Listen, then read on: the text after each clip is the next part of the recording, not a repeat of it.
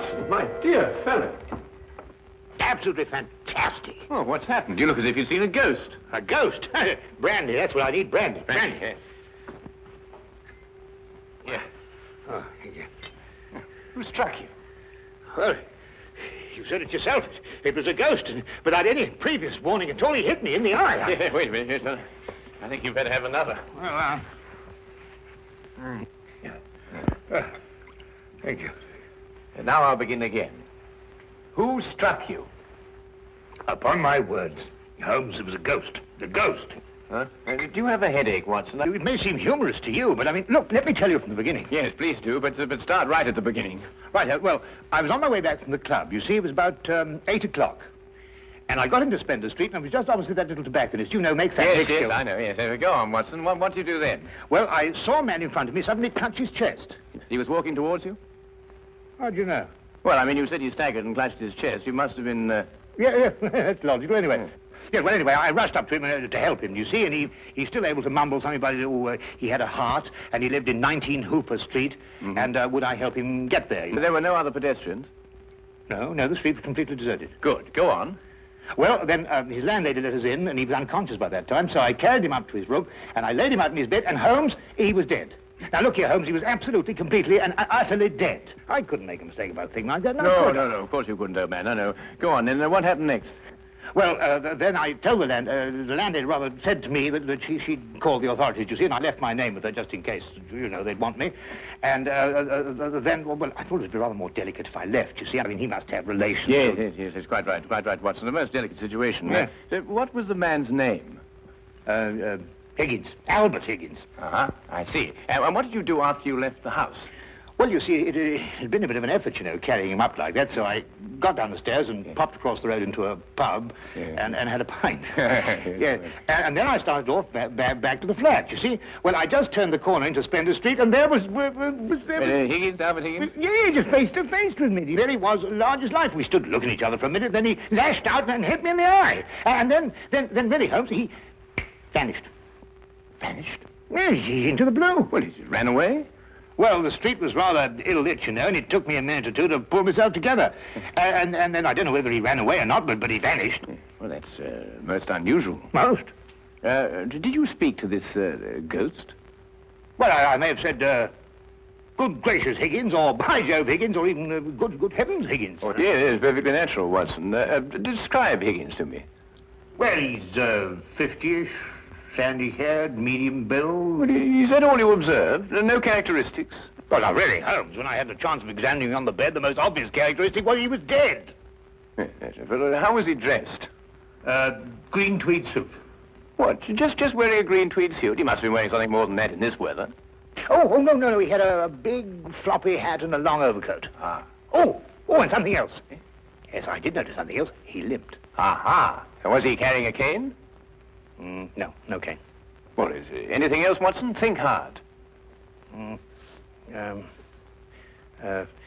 Oh, yes, I remember something now. What? Yes, the second time I saw him, he was carrying a package. But the first time, he didn't have one. Now this is curious. Very curious. Where are you going, Holmes? Not me. We. I'm in no condition to leave the house. And a morsel of raw beef will immeasurably improve your appearance. And then what?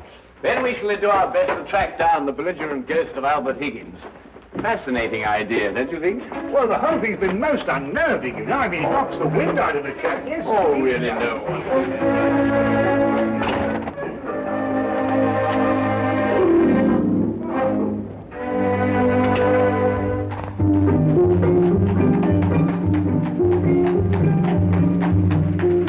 Also a rather flamboyant character by the wide, rakish brim.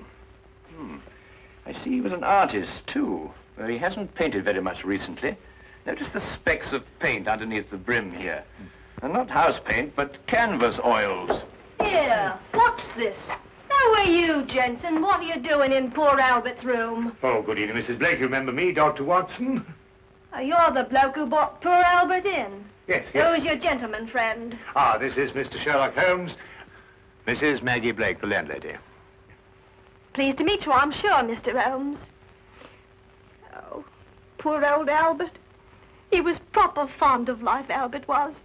He wouldn't have popped off if he'd had his way. Oh, few of us would, madam. I was around to the local having me good-night pint. And grieving for poor old Albert. He would have wanted a proper send-off, with a pint of mild and bitter, Albert would. No doubt he would, madam. The body, I see, has been removed by the authorities. Oh, poor old Albert on a slab. Oh. Oh, dear, dear. Have you notified his next of kin, Mrs. Blake? No, he had none. He was all alone. Oh, I see. Where was Mr. Higgins employed, madam? At the Pembroke Museum, right around the corner in Spender Street. It's a picture museum. Albert was a day watchman. A day watchman, you say? What were his working hours? 9 in the morning till 9 in the evening. Punctual as a clock, Albert was. Never late a minute. Poor Albert. He always came back from the museum, then, at a few minutes after 9 every evening. Aye, to make his supper. He was a proper good cook, Albert was. Excuse my saying so, madam, but aren't you mistaken? Surely it's a little after 8 when Mr. Higgins finished work? Because it was only a little after 8 when I picked him up this evening and brought him here. Oh, no, Doctor. It was just after 9. I marked the time because I was waiting for Albert to come back. He'd asked me to get him a cut of beef. He always came back just after 9. He'll never eat that beef now. Poor Albert won't. Who hit you in the eye? Hmm? Oh, no. I just bumped into a door. Oh, you shouldn't get familiar with the door, if you know what I mean. Well, really, that... Yes, I think we've found out all we can for the time being, Watson. Thank you, madam. We shan't intrude on your grief any further. Poor old Albert. It really is most embarrassing about this eye, Holmes. Did you hear what she inferred? It's a terrible situation. And she's wrong about the time. It was only a little after 8. And it's only a few minutes' walk to Spender Street. Yes. Time is a curious dimension, Watson. Habit and a preconceived notion can so easily reverse the hands of a clock. And yet the clock is still in perfect working order. Where are we going? To view the mortal remains of poor old Albert Higgins.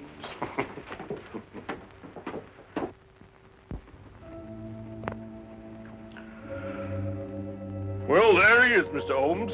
Nice and peaceful, I gave. Poor chap. See anything, Holmes? Nothing that I haven't already deduced, except that I drew an erroneous conclusion from his hat. He has painted recently, but indoors with his hat off. There are still traces of paint, quite fresh under his fingernails. What does that mean? I haven't the faintest idea. Well, you gents aren't the only ones interested in this dearly departed. Inspector Lestrade of Scotland Yard's looked him over, too. Oh, indeed. Oh, he's still here if you'd like to talk to him. Well, that should be very informative for one or the other, or both of us. I can't understand it, Holmes. I'm absolutely sure this is the man who punched me. I'm positive. But also the one who had the heart attack? Yes, I'm sure of it. One and the same. Well, he's punched his last punch. Where he probably is, they're punching him. Full of holes with pitchforks. Yes, well, I think we've seen and heard enough. Would you like to take us to Inspector Lestrade now, please?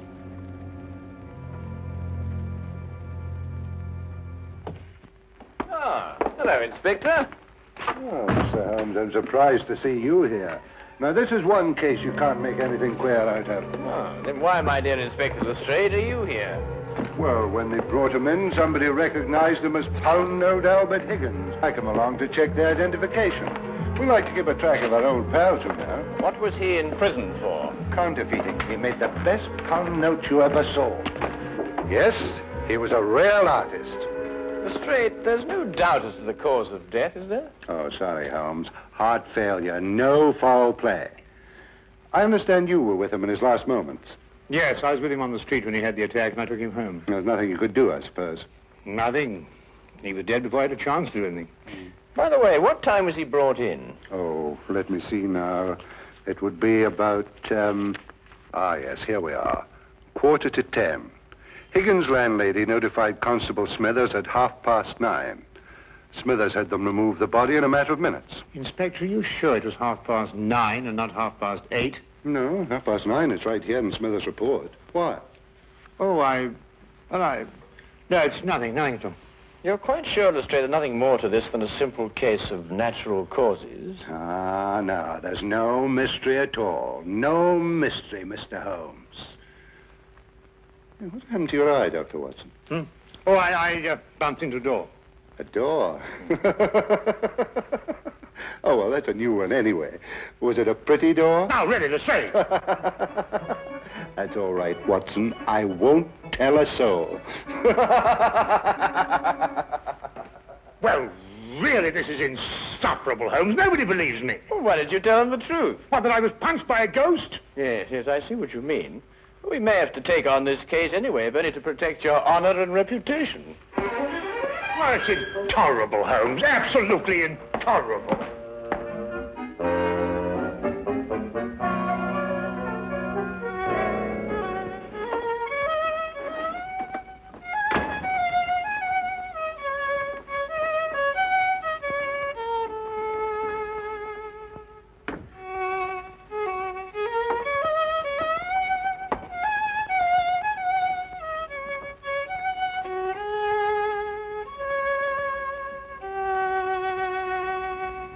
Oh, evening, Watson. Anything wrong? No, nothing. Of course not, everything. Oh, you're sure you're not brooding over last night's affair, are you? Of course I'm not. Don't be so ridiculous. Oh, come on, out with it, man. Well, No, there's nothing to come out with. I don't know what you're talking about. Oh, come on, Watson, there's something on your mind. Well, Gosh, you'd never believe it. Nobody'd believe it. Well? Well, I met Albert Higgins in Spender Street again, tonight. And he punched you again? He pulled my nose! Really? Very, very interesting, Watson.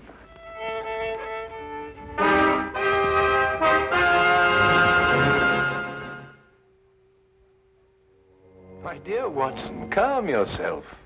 Look here, Holmes. This whole Higgins affair's gone too far. First of all, last night and now tonight. Calm yourself, Watson, and relate. Everything hangs on this second encounter. Well, it occurred just it had last night. I was on my way back from the club, and I'd reached Spender Street. It was a few minutes ago, as a matter of fact, just after 9 o'clock. I'd stayed rather later in the club than usual. There was a chap from Afghanistan. They was awfully interesting. Yes, Watson. Get on with his story. Well, I was rather preoccupied, as you know. This affair's cut me up, rather, and although I may not show it. Anyway, I was walking along. I suddenly looked up, and there was the pedestrian, a man a few feet from me. Walking towards you? Well, yes. Of course, I didn't recognize him straight away for, you-know-who. Anyway, I sidestepped him past, and he sidestepped to let me pass, and then we sort of zigzagged about a bit, you know what it is on the street, and ended up by bumping into each other. Now, that's when you recognized Albert Higgins? But it was Higgins. I couldn't be mistaken. Good heavens, man, I know him like my own brother. Dressed as he was last night? Exactly. And what did he do then? Well, as I told you, then he put out his hand, and he... Well, yes, we'll go into that. And then he was gone, vanished. Capital, Watson, capital. Everything begins to fall into place. Now, there's one more question. Was he carrying a package? Well, yes, he was, just like last time. I say, Holmes, do you believe, What? Supernatural? Ghosts, do you mean? Sounds silly, I know, but, Higgins did die of a heart attack. There was no foul play. No foul play? Why, the whole affair reeks of foul play. I can tell you, Watson, I haven't been idle today. Do you know that the Pembroke Museum is showing a collection of paintings on loan from the Italian government, and that included amongst those paintings is Leonardo da Vinci's Moonlight Madonna? Well, I did read something about it in the paper. What's that got to do with Albert Higgins? Well, we must now pay a visit to the good inspector and inform him that if the ghost of Albert Higgins hadn't struck you in the eye... And pulled my nose. And pulled your nose, I would never have suspected the Moonlight Madonna would be stolen from the museum. What? Well, it's quite obvious, isn't it? Well, of course.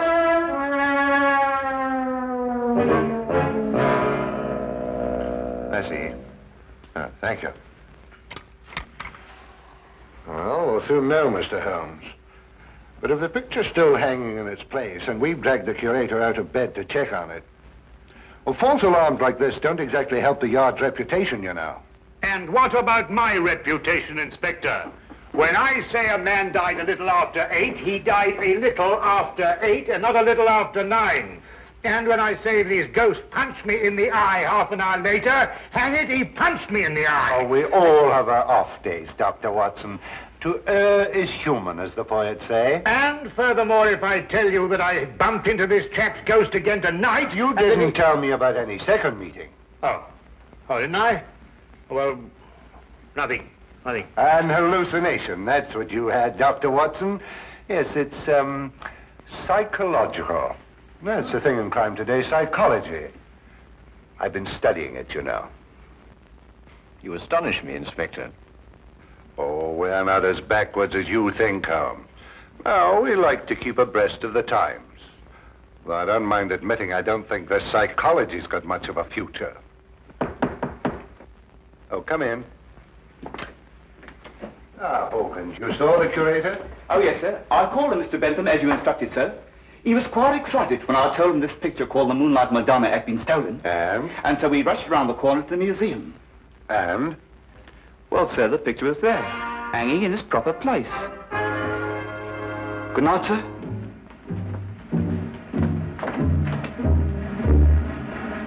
Well, there you are, Holmes.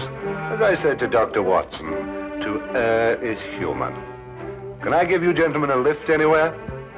Thank you, Inspector. Oh, I think it might be a good idea if we called at the Pembroke Museum on our way. But you heard what Hawkins said.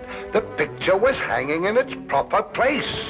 My dear Lestrade, Hawkins' statement merely proves that what he and the curator saw was not the Moonlight Madonna at all. Merely an excellent forgery.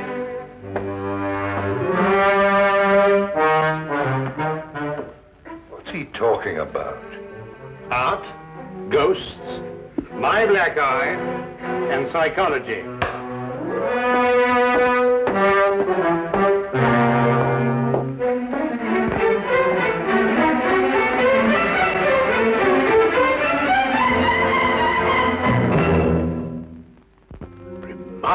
Remarkable. Only a microscopic examination of the brushstroke shows it any different from Da Vinci's work. Of course, if you still have any doubts, a chemical analysis of the paint mixtures will prove them to be of modern manufacture. No. You've quite convinced me, Mr. Holmes. An analysis is necessary. Dear me, this is catastrophic. A rather delicate situation, eh? Delicate? The Italian government will hold the British government responsible. Now, the painting is an Italian national treasure, and the theft could easily affect the pending treaty between the two nations. Mr. Holmes, you must find the original before the Italians learn the painting's been stolen. The British government will hold me responsible. And the Yard will hold me responsible. The most priceless of the lot, too. Yes, naturally. Well, we know who stole the painting and substituted a forgery, Higgins. All we've got to do now is find out where he hid it. What time did you leave the museum, Mr. Benson? A few minutes before 9. Higgins was still on duty. You're quite sure it was Higgins? I'm certain, Mr. Holmes. I chatted with him for a few moments, and I couldn't have mistaken his voice. And the night watchman relieved him at 9. Well, you heard him say that, Mr. Holmes, and that he had a package with him when he left. The night watchman swears up hill and down dale it was Higgins, all right. Well, the matter seems to resolve itself very nicely, doesn't it? Dr. Watson was punched by Higgins a few minutes after 9. The night watchman saw him leave at 9, and you spoke to him a few minutes before 9. Look, Holmes, why don't you and Dr. Watson go home and have a good night's rest? From now on, it's nothing but plain, ordinary, simple police work. Nothing you could use a magnifying glass on. True. True, Inspector. Well, good evening, gentlemen. Yes, well, good night, gentlemen.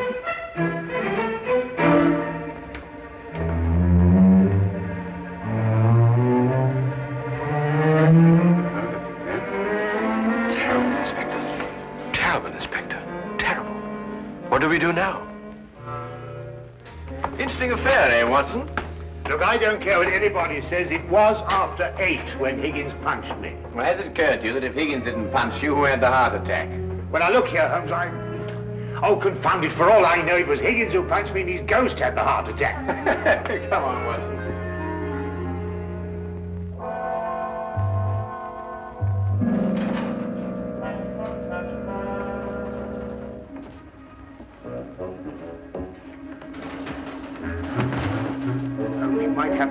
decent to tell me what we're breaking into. Shh, whisper. Well, I am whispering. Oh, now, quiet, Watson.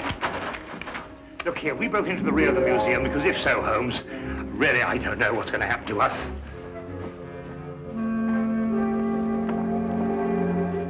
Here, hold this. What? Oh.